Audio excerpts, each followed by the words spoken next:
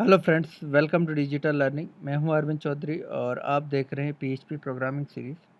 और पिछले सेशन में हमने बात की थी डेटा टाइप के बारे में कि पीएचपी में कितने टाइप के डेटा टाइप होते हैं और उनको कैसे डिक्लेयर करते हैं। आज हम बात करेंगे अरे के बारे में। तो बेसिकली जो अरे होता है वो भी पीएचपी में एक डेटा टाइप होता है। अब यहाँ पर हम देखेंगे कि अरे होता क्या है और अरे का क्या यूज़ होता है। तो सबसे पहले हम देखेंगे अरे का क्या यूज़ होता है। तो सपोज़ मेरे पास कोई कंपनी है और मैं हर उस कंपनी में हर एक जो एम्प्लॉय है उसका नेम स्टोर करवाना चाहता हूँ। तो सपोज़ मेरे पास उस कंपनी में 10 एम्प्लॉय है। तो हमें क्या करना पड़ेगा, हमें 10 वेरिएबल लेने पड़ेंगे ए बी सी डी। तो मीन्स सपोज़ यहाँ पर मैं लेता हूँ डॉलर ए और मैं पहला एम्प्लॉय है राम। इसी तरह हमको क्या करना पड़ेगा, एक दूसरा वेरिएबल लेंगे श्याम। तो यहाँ पर हमने एक दूसरा वेरिएबल लिया श्याम और तीसरा एम्प्लॉय है, ये है हमारा सी वेरिएबल, और यहाँ पर लिया मोहन।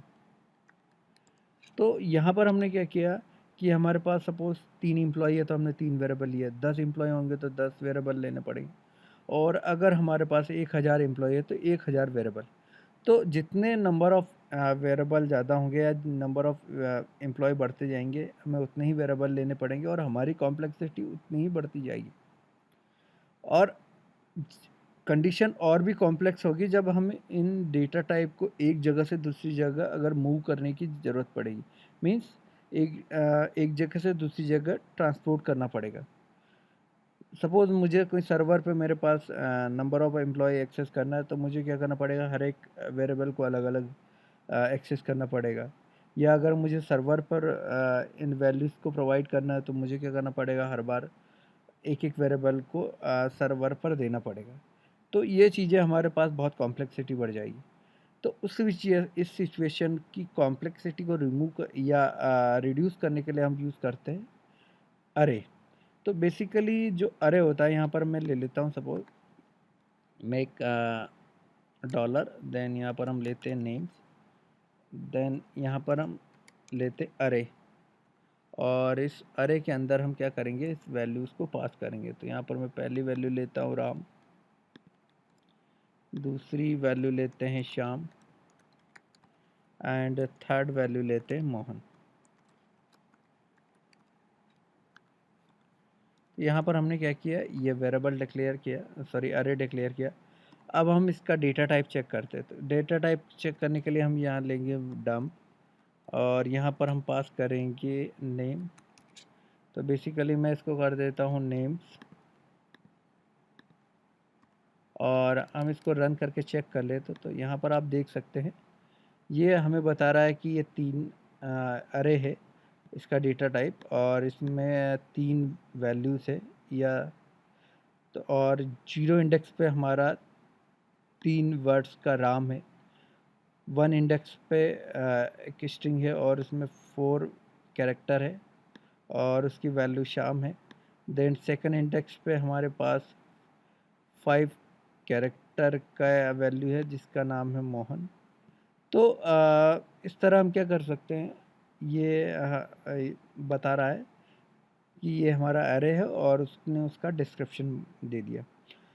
अब यहाँ पर हम बात करते हैं नल वैल्यूज़ या नल डेटा टाइप्स की। तो बेसिकली जब भी हम किसी वेरिएबल में बताना चाहते हैं कि ये एम्प्टी या खाली है या इसमें कोई वैल्यू नहीं, उस कंडीशन में हम उस वेरिएबल को क्या लेते हैं, डिक्लेयर करते हैं नल। तो यहाँ पर मैं एक ले लेता हूँ इको और इसको नेक्स्ट लाइन से लेता हूँ। तो नेक्स्ट लाइन के लिए हम यहाँ पर यूज़ करेंगे B R. Basically B R जो टैग यूज़ होता है वो नेक्स्ट लाइन के लिए यूज़ करते हैं। दैन यहाँ पर हम लेंगे एक वेरिएबल, यहाँ पर एक डॉलर, और मैं यहाँ पर लेता हूँ कि डी और इसे डिक्लेयर करता हूँ नल। और सेम हम क्या करते हैं, इसका डेटा टाइप चेक करेंगे। तो यहाँ पर हम इसका डेटा टाइप चेक करेंगे डी, इसको सेव करते हैं, देन इसको रन करते हैं। तो यहाँ पर आप देख सकते हैं ये हमें बता रहा है नल। बट अगर कोई अगर सी प्लस प्लस या जावा की बात करें तो वहाँ पर हमारे पास नल पॉइंटर एक्सेप्शन आता है। बट जो पीएचपी है इसमें भी हम नल एक क्या डेटा टाइप है। तो ये था, हमने बात की नल वैल्यू और स्ट्रिंग के बारे में, सॉरी अरेज के बारे में। तो आज के लिए इतना ही। Thank you for watching this video.